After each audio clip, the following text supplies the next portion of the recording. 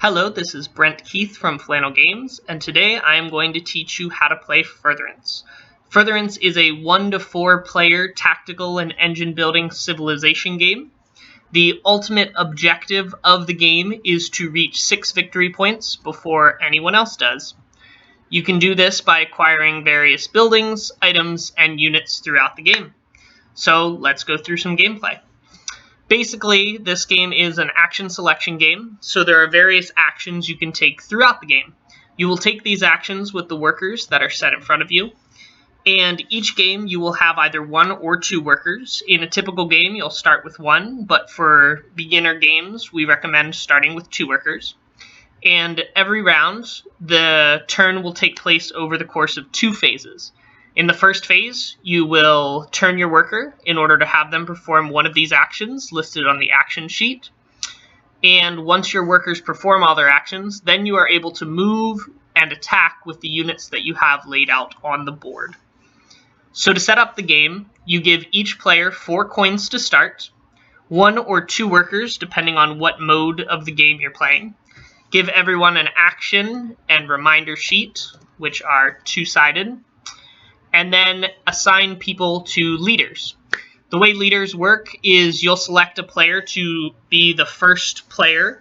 That player can be selected in any way you see fit. However, the rulebook insists that the first player is the one who most recently won a tabletop game. Ignore ties if multiple players tied for first in a recent game. And that player will pick their leader last. So the leader selection, you'll grab leaders based on how many players, plus 1. So in this game, we have it set up for a 2-player game, so we will start with 3 leaders. So what will happen is we'll draw 3 leaders from the leader deck. The player going second will look at those leaders first and decide which of those leaders they would like to use. So for example, we have Ivan the Intelligent, Payne the Planner, and Sabrina the Spender. So the second player will choose which of these 3 leaders they would like. They choose them secretly. Then once they pick a leader, let's say I want to play as Ivan the Intelligent, I will place Ivan the Intelligent in front of me and take the last 2 leaders and give them to the first player. First player will then select one of those other 2 leaders and discard the one that they did not want. So in this case, Sabrina the Spender. Now that leaders are selected, coins are given, workers are given, and action sheets are given, you set up the board by placing victory and health point markers on each player's castle. Since we're using tabletop simulators, some of these have extras, but each player's castle will start with 10 health, so you'll place the red marker on the 10, and each player will start with 0 victory points, unless they have Vari the Victorious, in which case they will start with 1 victory point. Once the game is set up, you can now begin playing. The first player will look at their action sheet and decide which actions they would like their workers to take. Each worker can take 1 action per turn, so they will turn their worker and have them perform one of the following actions. The first action you can perform is mining. So you can turn your worker to collect 4 gold. So you just grab 4 gold, place it in front of you, and now it is in your treasury for you to use later on in the game. Then the next action is the market action. Market action, build action, and develop action are the next 3 actions, and they allow you to buy from the shared marketplace. So this shared marketplace has 3 face-up items, 3 face-up buildings, and 3 face-up units at all times. By doing the market action, you can buy up to 2 items. So items are a particular type of card that you can buy in the game, and they are all one-time use cards. So in the items pile, we have cards, for example, like the hammer, which speeds up the building of buildings, or the report, which lets you take from other players' research, or the sharpener, which strengthens your units. All of these items are one-time use, so you buy them, you place them face up in front of you, and then you hold on to them until you want to use the ability of that item. So when doing the market action, you can buy up to 2 of them. You will spend the cost of the item, which is located in between the item's picture and the item's description. So in this case, the hammer costs 6 coins. So that player will spend 6 coins, place the hammer face up in front of them, and then they will flip out a new item and decide if they would like to buy a second item. In this case, we flipped out a sharpener. So whenever a card flips out that already has a card of that type, you stack them. So since there are 2 sharpeners, we will put them on top of each other and flip out a third item. So in this case, we flipped out the hourglass. Now, depending on how much money the player has left, which in this case he has 2, then they decide whether or not they would like to buy another item. In this case, you could buy a report, so that player can put the report face up in front of him and spend their final 2 coins. So that's the market action. It allows you to buy items. Items will stay face up in front of you until they are used. And under the market action, you'll see it says max 5 items. That means you can only hold 5 items at a time. At that point, you have to use one of your items before you can buy another one. If you were to try to buy a 6th item, you would immediately have to discard one of the 5 items you already have, or use one of them. The next action is the build action. The build action allows you to start a building. So those are these blue cards right here, the building cards. So each building has 3 statistics to it. It has the coins that it costs. So whenever you start building, you have to pay that coin cost. In this case, the barracks costs 2. Then you put the building face up in front of you, and you put a number of hammer counters, which are these over here, onto that building based on the build cost on the right of the building. So in this case, it costs 2 hammers. So you'll grab 2 hammer counters, put those on the building, and that is how long it will take to build this building. So the ability at the bottom of the building will not go into effect until these 2 hammer counters are removed. However, by starting the building, this player has now reserved it so that they can make sure that they get this building later on, and a new building will flip out that other players can have access to. Again, we flipped out a 2nd city hall, so we will stack those because there must always be 3 options for players to choose from, and we flipped out a church. Now that there are hammers on this building, in order to get those hammers off, we would have to use another worker's action in order to remove those hammers from the building. This is called develop, and this action is listed right after the build action. So build, you start a building, you pay the cost for the building, put it face up in front of you, and put the hammer counters on it. You can only have 2 buildings started at a time, meaning the buildings in front of you that have hammer counters, you can only have 2 of them. After that, once you remove hammer counters from building, you can now start building more buildings. Next is the develop action, which allows you to remove hammers from a building or upgrade by using a worker's action. And you can have a maximum of 7 buildings in front of you total. So that includes the buildings that you've started and the buildings that are finished, that are face up in front of you. If you try to buy an 8th building, same as items, you have to discard one of the 7 buildings you already had.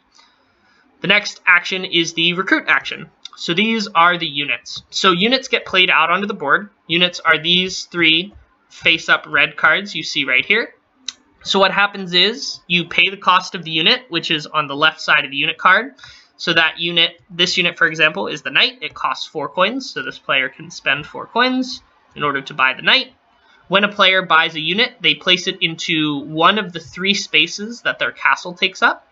So you can choose to place it in the center, the right, or the left of your castle. When a unit is first played, they get one of these blue new unit tokens. This shows that this unit cannot be moved or attack the turn that it is played. So the unit has to wait a turn before it can start moving around. The next turn after a unit is played, and this unit would flip out right away.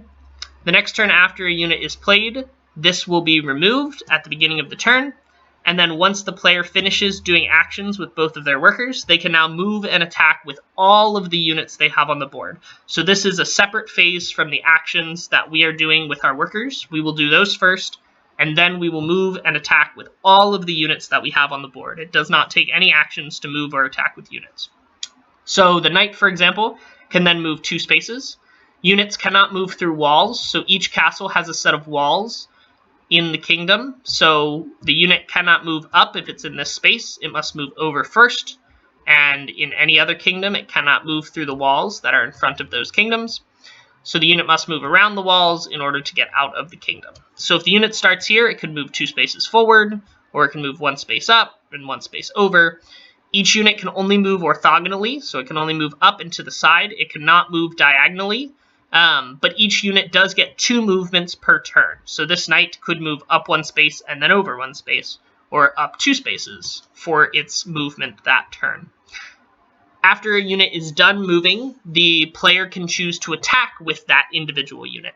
So the knight, for example, if it were adjacent to another player's unit, let's say this juggernaut, Note the units do face in the direction of the player, so the first player is facing toward me, so his Juggernaut would be facing my direction, and my Knight is facing toward them, so it will be facing the Juggernaut. This is how you keep track of each player's units and ensure that no units get confused, particularly if there are units of the same type spread throughout the battlefield. So, now that my Knight has moved, if there's a Juggernaut adjacent to him, my Knight can declare an attack against that Juggernaut. What happens here is the Knight then deals damage to that Juggernaut equal to its axe value.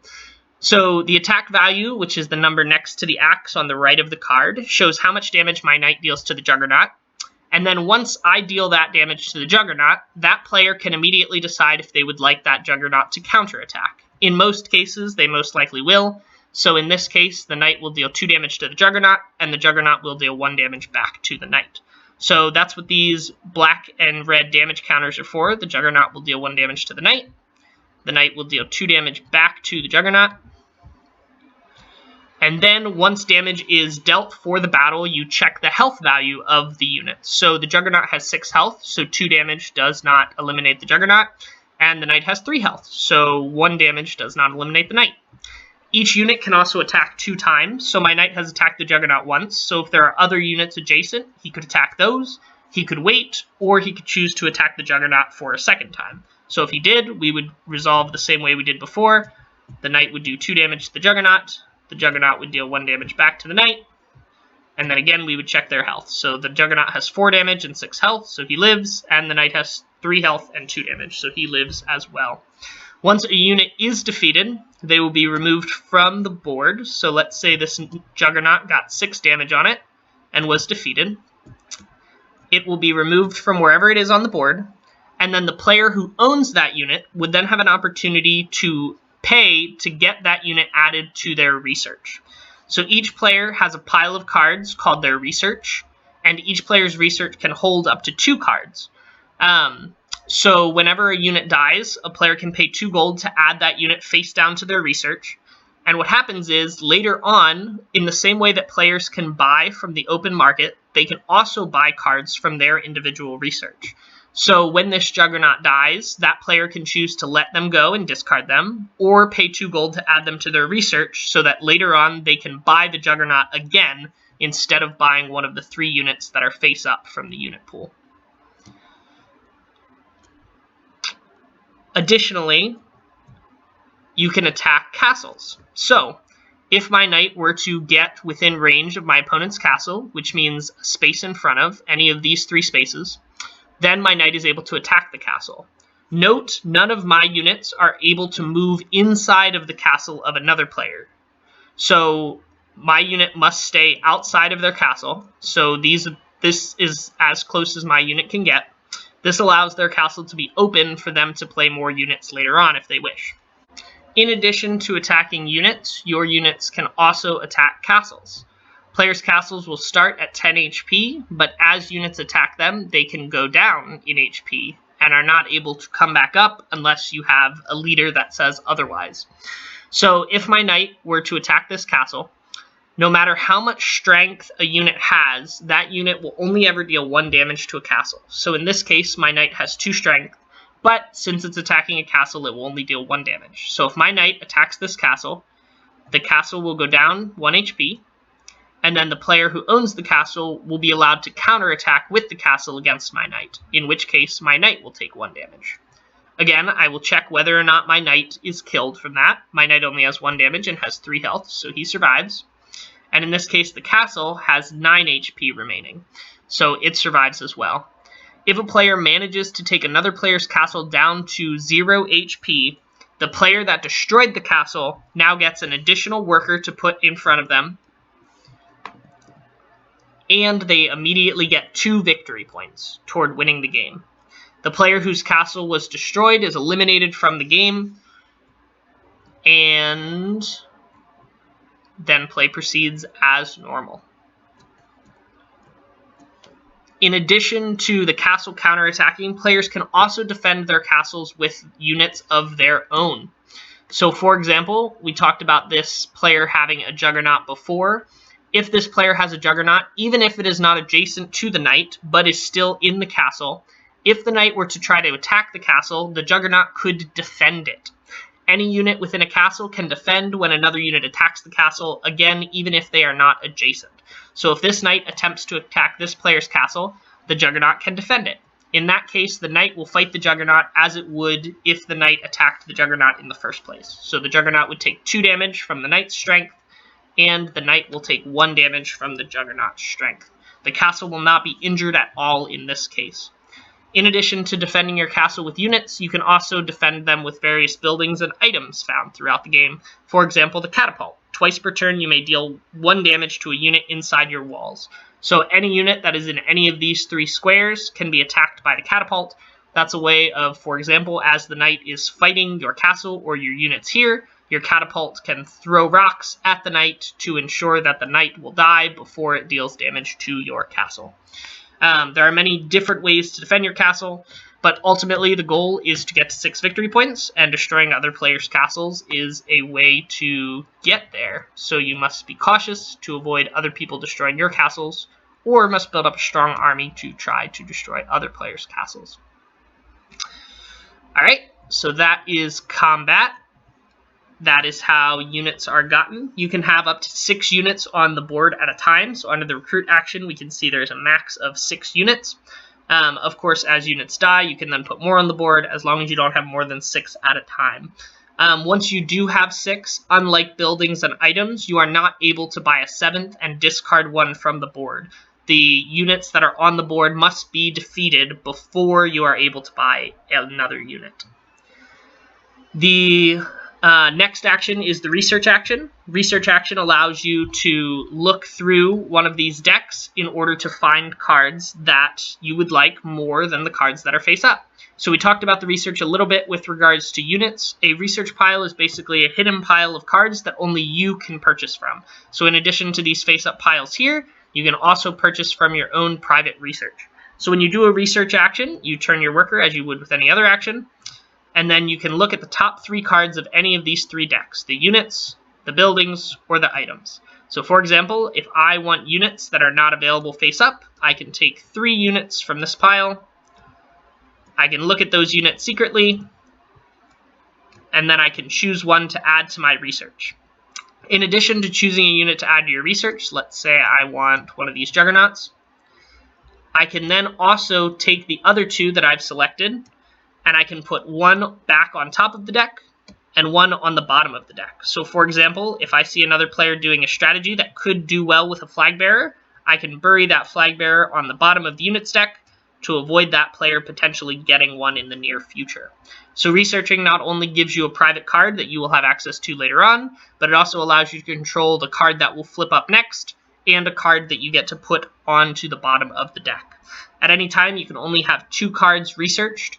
If you were to get a 3rd card into your research, whether it was paying 2 gold when a unit is destroyed or doing the research action, you must then take the 3rd researched card and place it face down on top of whatever deck you got it from, units, buildings, or items.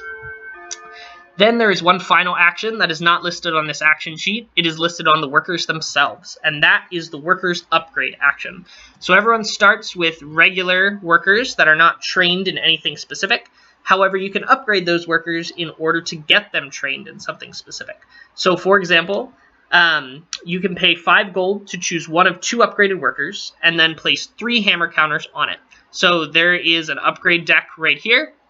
What happens is, if I were to use this worker when I have 5 gold, I can pay that 5 gold in order to check the top 2 cards of the upgrade deck. I will look at both of those cards. If they are the same, which they are, then I will put one of those on the bottom of the upgrades deck and draw another one. Then I will choose which of the 2 upgraded workers I would like. So in this case, I got a miner, which improves my mining actions, and I got a merchant, which improves my market actions. So I choose which one of those I would like. I put that face up in front of me. So for example, if I want the miner, and then I put 3 hammer counters on it. So I'll grab this stack of 3 here and place it on the miner. Then that miner is basically treated similar to how a building is, so it's not in play until these 3 hammer counters are removed. Once the last hammer counter is removed due to a develop action, the same way that you build buildings, then you will replace one of your 2 workers with the miner worker. So over time, your workers are training to specialize in this particular field that you selected. Once that hammer counter is removed, you will discard the original worker that you had and replace it with the new miner worker. So now this miner worker is better at the mining actions, so when you turn it in order to do a mining action, you will collect 5 gold instead of 4 gold. Additionally, the miner gets paid as soon as it's finished training, so as soon as you finish developing the miner, you also receive 6 additional gold. So those are all the actions. So basically what will happen is you will go through the game performing each of those actions with the ultimate goal of reaching 6 victory points. You can do that by acquiring various powerful cards throughout the game. For example, the church gives you 1 victory point, the city hall gives you 2 victory points, etc. Buildings are able to give you straight up victory points. There is a unit called the civilians, which also gives you a victory point, as long as you can keep it alive.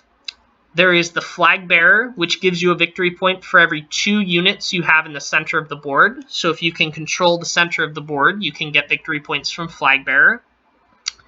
And then there are 2 items that have quests that you have to perform with your units in order to get victory points. The first is the Holy Grail. The Holy Grail gives you 2 victory points so long as the unit equipped with it is in the center of the board. So that's this one right here. So when using this item, you will put the Holy Grail token on one of your units that are in your castle. So if you have a unit, for example, this Lancer in your castle, you will take the Holy Grail token and place it on the Lancer. Then at that point, when the Lancer is in the center of the board, you will have 2 victory points. The trick to the Holy Grail is that you have to keep that unit in the center of the board in order to retain those 2 victory points. So if the Lancer moves or is killed, then you lose those 2 victory points. If the Lancer moves, you retain the Holy Grail, as long as you have the Lancer, but if the Lancer dies, the Holy Grail is then placed on top of the items deck for someone to find later on. However, note, even though the Holy Grail victory points are temporary, as soon as you hit 6 victory points, you win the game, and additionally, as soon as you hit 4 victory points, you receive a second worker. This is the case even if you later lose those victory points. So, for example, in a typical game, I will start with 1 worker, but if I were to use the Holy Grail to reach 4 victory points, I would then get a second worker. Then if another player destroys my Lancer and I lose my Holy Grail, I will go down to 2 victory points, but I will still retain the second worker that I earned for gaining 4 victory points in the first place. This forces you to balance whether you want to try to get quick victory points that may not last, or whether you want to try to get long-term victory points that will last, but will take you longer to acquire more workers and perform more actions on your turn. Again, ultimately, the goal is to reach 6 victory points, and the last item that will let you do that is right here, Excalibur. This item is similar to the Holy Grail in that it gets equipped to a unit that is in your castle, except instead of giving 2 victory points when that unit reaches the center of the board, the goal of Excalibur is for that unit to eliminate as many other units as possible. So as long as this Lancer is on the board, every time it eliminates another unit, the Lancer will get a victory point counter, and then for each victory point counter that is on the Lancer, you will gain a victory point, up to a maximum of 3 victory point counters. Again, if that Lancer dies, you will lose Excalibur, and you will lose all the victory points associated with him, but will still keep the second worker you gained for reaching 4, or could still win the game if you manage to hit 6 victory points before the Lancer dies. One thing to note with Excalibur is if the final blow that you do on another unit also kills your Lancer, you will not gain that final victory point you would need to win the game before the Lancer dies. Since they both die at the same time, you are not able to win with Excalibur if the Lancer does not survive its final attack. So that's the game of Furtherance. Ultimately, you go through, choose those actions, utilize your leader's special ability. There are 10 leaders in the game that each have special abilities that you can use throughout the game to try to better your goals. And you will do a variety of the actions we just went through to acquire units, build buildings, and use items in order to try to win the game and outsmart all of your opponents.